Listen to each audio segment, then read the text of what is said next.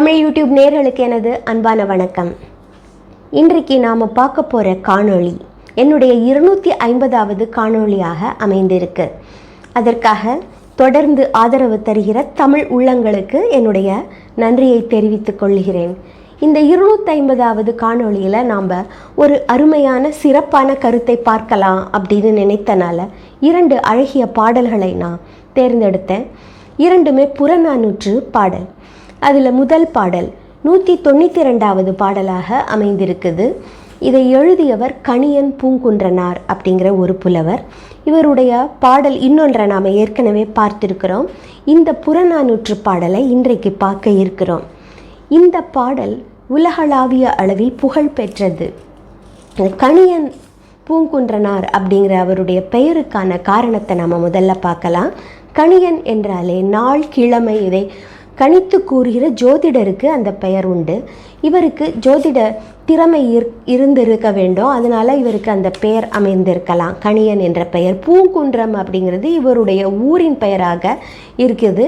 இவர் இப்பொழுது இந்த பெயர் மகிபாலன்பட்டி என்று சிவகங்கை மாவட்டத்தில் இருக்குது.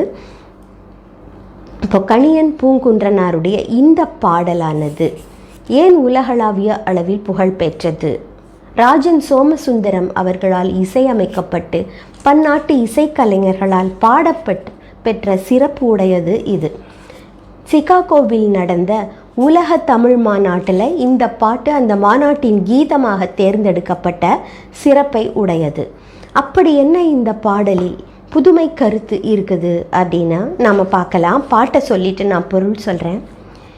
யாதும் ஊரே யாவரும் கேளீர், தீதும் நன்றும் பிறர் தர வாரா, நோதலும் தணிதலும் அவற்றோர் அன்ன, சாதலும் புதுவதன்றே, வாழ்தல் இனிதென மகிழ்ந்தன்றும் இளமே, முனிவின் இன்னாது என்றலும் இளமே, மின்னொடு வானம் தன் துழி தலையானாது, கல் பொருது இறங்கும் மல்லல் பேரியாற்று நீர்வழிப்படும் புனை போல் ஆருயிர் முறைவழிப்படும் என்பது திறவோர் காட்சியில் தெளிந்தனம் ஆதலின், மாட்சியின் பெரியோரை வியத்தலும் இளமே, சிறியோரை இகழ்தல் அதனினும் இளமே. இதான் பாட்டை நாம் பார்க்கலாம், பொருளை பார்க்கலாம்.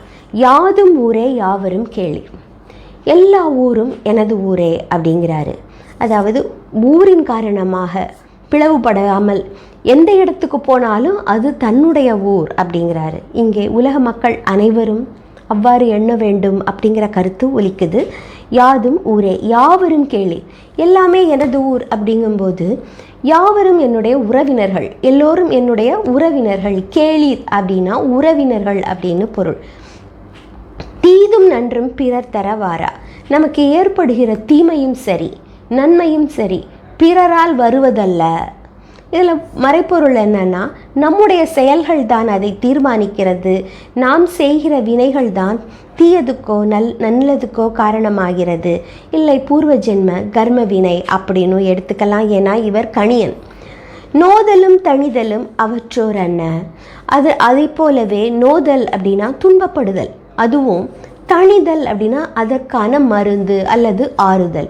இந்த இரண்டுமே அப்படித்தான். அவற்றோர் அன்ன, அதுவும் பிறர் தந்து வருவதில்லை, அதுவும் தானே வருவது தான், அதுவும் நம்முடைய செயல்களால் வருவது தான். சாதலும் புதுவதென்றே, இறப்பு என்பது ஒன்றும் புதுமையானதல்ல அப்படிங்கிறாரு. ஏன்னா நாளும் நம்ம பார்க்குறோம், உயிர்கள் இறப்பதும் பிறப்பதும் நடந்து கொண்டே தான் இருக்குது. அதனால் சாதலும் புதுவதன்றே, அது ஒன்றும் புதுமையானது அல்ல. சரி, அப்படின்னா வாழ்தல் இனிதென மகிழ்ந்தென்றும் இளமே, அதனால் இந்த வாழ்க்கை மிகவும் இனியது மகிழ்ச்சியானது அப்படின்னு நாங்கள் அளவுக்கு மீறி மகிழ்ச்சி அடையவும் மாட்டோம். அதே நேரத்தில் முனிவின் இன்னாது என்றலும் இளமே, முனிவின் அப்படின்னா பொதுவாக முனிவுனா கோபம்னு பொருள். ஆனால் இந்த இடத்துல ஒரு வெறுப்பு. அதனால் வாழ்க்கை இனிது அப்படின்னு மகிழ மாட்டோம் அப்படின்னா சரி வெறுத்து போய் அது துன்பமயமானது அப்படின்னும் இல்லையா. இன்னாது என்றலும் இளமை அப்படியும் நாங்கள் சொல்ல மாட்டோம், இது துன்பமானது அப்படின்னு அந்த வாழ்க்கையை வெறுத்து நாங்கள் சொல்லவும் மாட்டோம். மின்னொடு வானம் அப்படின்னா மின்னலோடு வானமானது தன் துழி தலையானது, அதாவது குளிர்த்த துளிகளை பெய்கின்ற அந்த வானமானது அப்படியே அந்த துளிகள் எல்லாம் அவ்வாறே அமையாமல் கல் பொருது இறங்கும் மல்லல் பேரியாற்று அப்படின்னா பெருவெள்ளமாக கற்களை புரட்டி கொண்டு, கல் பொருது இறங்குனா இறங்கு அப்படின்னா ஒலியோடு கற்களை புரட்டி கொண்டு, மல்லல் பேரியாற்றுனா வலிமையோடு பாய்கின்ற நதி போல, பேரியாற்று அப்படின்னா பெரிய நதி போல, நீர்வழிப்படும் புனை போல அந்த நதியிலே செல்கின்ற அந்த நதி நீரானது எப்படி போகிறதோ அந்த திசையிலே செல்கின்ற புனை அப்படின்னா தெப்பம், அந்த தெப்பம் போல ஆருயிர் நம்முடைய உயிரானது முறை வழிப்படும் அப்படிங்கிறாரு. அதாவது ஒரு நியதியின்படி செல்லுகிறது, இல்லைன்னா விதியின்படி செல்கின்றது. ஒரு முறை என்பது இயற்கையின் வழியிலே செல்கிறது அப்படிங்கிற பொருளும், இன்னொன்று நம்முடைய நல்வினை தீவினை செயல்களுக்கு ஏற்ப, நம்முடைய விதிக்கு ஏற்ப அது செல்கிறது அப்படிங்கிறதும். முறை வழிப்படும் என்பது திறவோர் அப்படின்னா சான்றோர்கள் அப்படின்னு சொல்லலாம், இல்லைன்னா அறிவார்ந்தவர்கள், இல்லைன்னா அனுபவ அறிவு உடையவர்கள் அப்படின்னு. அவர்கள் காட்சியில் அப்படின்னா அவங்களுடைய பார்வையில், அவங்களுடைய அனுபவத்தில் தெளிந்த நாங்கள் தெளிவாக அறிந்து கொண்டோம். ஆகலின் மாட்சியின் பெரியோரை வியத்தலும் இளமே. அதனால் மாட்சி அப்படின்னா புகழ்பெற்ற பெரியவர்களை பார்த்து நாங்கள் வியப்பதும் இல்லை. அதே போல் சிறியோரை அப்படியே அவங்கள பார்த்து நாங்கள் வியந்தாலும் சிறியோரை பார்த்து இகழ்தல் அதனினும் இளமே. சிறியோரை இகழ்தல் அதனினும் இளமே அப்படின்றாரு. பெரியோரை பார்த்து வியப்பதும் இல்லை, சிறியவர்களை பார்த்து இழிவாக நினைப்பதும் இல்லை. ஏனென்றால் இந்த வாழ்க்கையானது நீர்வழி செல்லுகின்ற, அது எந்த திசையில் செல்லுகிறதோ அந்த திசையில் செல்லுகிற தெப்பம் போல இருக்கின்றதாம் இந்த வாழ்க்கை அப்படின்னு அவர் சொல்கிறாரு. மிக அற்புதமான இந்த கருத்து உலகளாவிய அளவில் அனைத்து மக்களையும் ஒருங்கிணைத்து சொல்லுவது போல அமைந்திருக்குது. அதுதான் இதோடைய சிறப்பு. இந்த பாடல் அமைந்த இப்போ இது வரைக்கும் அகம் சார்ந்த பாடல்களெல்லாம் திணை துறை அப்படின்றதெல்லாம் இருக்கும். இந்த புறம் சார்ந்த பாடல்களிலும் அது உண்டு. இந்த பாடலின் திணை என்பது பொதுவியல் அப்படின்னு சொல்லப்படுகிறது. அதாவது எல்லா திணைகளுக்கும் பொதுவான செய்தியை கூறுவது அப்படிங்கிறது. இது துறை எதுனா பொருள்மொழி காஞ்சி அப்படின்னு சொல்லப்படுது.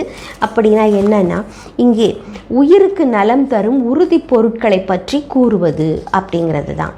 அடுத்த பாடலை நாம் பார்க்கலாம். இந்த நம்ம பார்க்க போகிற பாடல் புறநானூற்றில் 182வது பாடலாக அமைந்திருக்குது. இதை எழுதியவர் கடலுள் மாய்ந்த இளம்பெருவழுதி அப்படிங்கிற ஒரு அரசன். அந்த காலத்தில் கடல் வாணிகம் செய்வதற்காகவோ இல்லை கடல் கொள்ளையர்களை எதிர்ப்பதற்காகவோ கடல் வழியாக செல்லுவது வழக்கம். அப்படி இந்த மன்னன் ஒரு முறை, அதாவது இவன் பாண்டிய மன்னன், ஏன்னா வழுதி அப்படிங்கிற பேர் பாண்டியர்களுக்கு தான் இருக்கும்.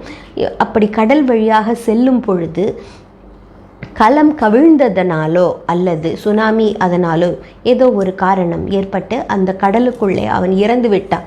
அதனால் கடலுள் மாய்ந்த இளம்பெருவழுதி, அதாவது இளம் வயதிலேயே இறந்ததுனால இளம்பெருவழுதி அப்படிங்கிற பேர் அமைந்திருக்க வேண்டும். இவர் எழுதிய பாடல் நற்றிணையில் 56வது பாடலும் பரிபாடலில் ஒரு பாடலும் இருக்குது.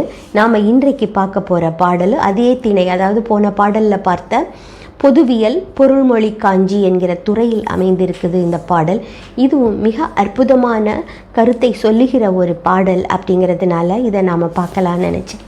இந்த பாடல் பல திருக்குறளின் கருத்துக்களை உள்வாங்கி சொல்லுவது போல, ஆனால் திருக்குறள் இதற்கு பின்னால் தான் எழுதப்பட்டிருக்க வேண்டும். சங்ககால பாடல்களுக்கு பிறகுதான் அது எழுதப்பட்டிருக்க வேண்டும். ஆனால் திருக்குறள் கருத்துக்கள் எல்லாம் இதிலே காண கிடக்கின்றன. நம்ம இந்த பாட்டை சொல்லிட்டு நான் பொருள் சொல்கிறேன்.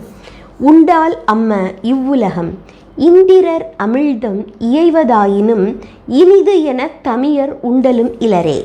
முனிவிலர் துஞ்சலும் இலர் பிறர் அஞ்சுவது அஞ்சி புகழ் எனின் உயிரும் கொடுக்குவர் பழியெனின் உலகுடன் பெரினும் கொள்ளலர் அயர்விலர் அன்னமாட்சி அணையராகி தமக்கென முயலா நோன்தாள் பிறர்க்கென முயலுனர் உண்மையானே அப்படிங்கிறது தான் இந்த பாட்டு.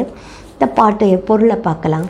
உண்டால் அம்ம இவ்வுலகம், இந்த உலகம் இயங்கிக் கொண்டிருக்கின்றது, இல்லைன்னா இந்த உலகம் அழியாமல் இருக்கின்றது. எதனால் அப்படின்னா சில சான்றோர் வாழ்வதனால அப்படின்னு சொல்கிறாரு. இந்திரர் அவர்கள் எப்படிப்பட்டவர்களாக இருப்பார்களாம்? அப்படிப்பட்ட மக்கள் வாழ்வதால் இந்த உலகம் அழியாமல் இருக்குது அப்படிங்கிறாரு. இந்திரர் அமிழ்தம் இயைவதாயினும், இந்திரனுடைய அமிழ்தம் என்பது சாகா மருந்து, அதை கொடுத்தாலும் இயைவதா அது கிடைத்தாலும் கூட இனிது என தமியர் உண்டலும் இலரே, அது மிகவும் இனிமையாக இருக்கின்றது அப்படின்னு தனியாக உண்ணமாட்டார்களாம். தமியர் என்றால் தனிமையாக, உண்டலும் இலரே தனிமையாக உண்ணவும் மாட்டார். இங்கே திருக்குறள் விருந்து புறத்ததா தானுண்டல் சாவா மருந்தெனினும் வேண்டற் பாற்றன்று அப்படிங்கிற குறள் உங்களுக்கு ஞாபகம் வந்திருக்கும்.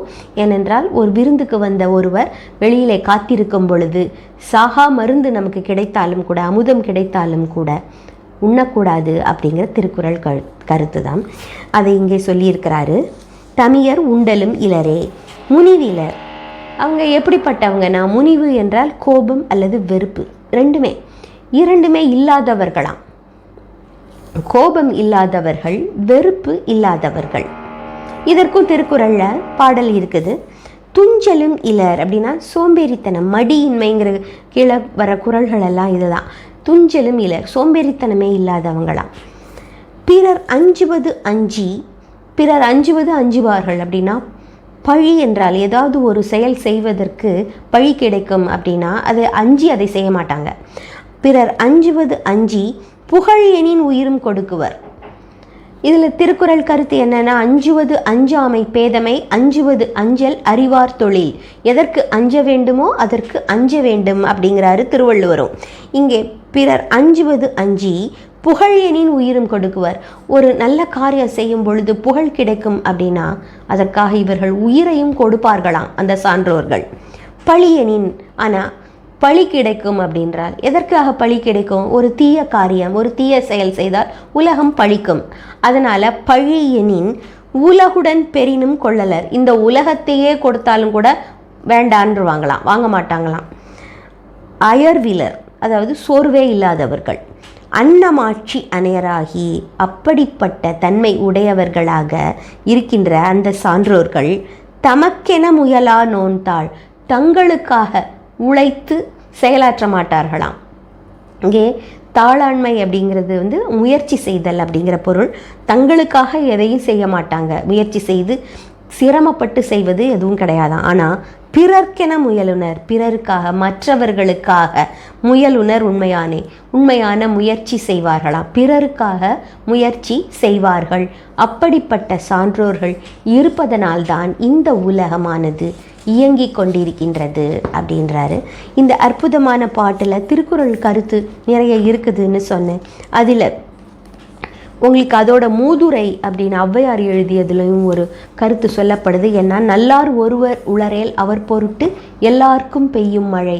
ஒருத்தர் நல்லவர் இருந்தால் கூட அவருக்காக மழை பொழியும், இந்த உலகம் செழிக்கும். அதே போல இந்த சான்றோர்கள் இருப்பதனால்தான் இந்த உலகம் இருக்கின்றது அப்படிங்கிறாரு.